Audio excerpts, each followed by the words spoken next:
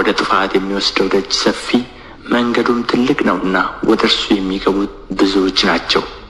ወደ ሕይወት የሚወስደው ደጅ የጠበበ መንገዱም የቀጠነ ነውና የሚያገኙትም ጥቂቶች ናቸው። የበግ ለምድ ለብሰው ከሚመጡባችሁ በውስጣቸው ግን ነጣቂዎች ተኩላዎች ከሆኑ ከሐሰተኞች ነቢያት ተጠንቀቁ።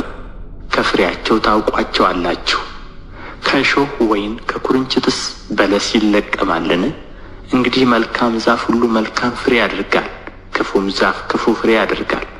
መልካም ዛፍ ክፉ ፍሬ ማፍራት ወይም ክፉ ዛፍ መልካም ፍሬ ማፍራት አይቻለውም።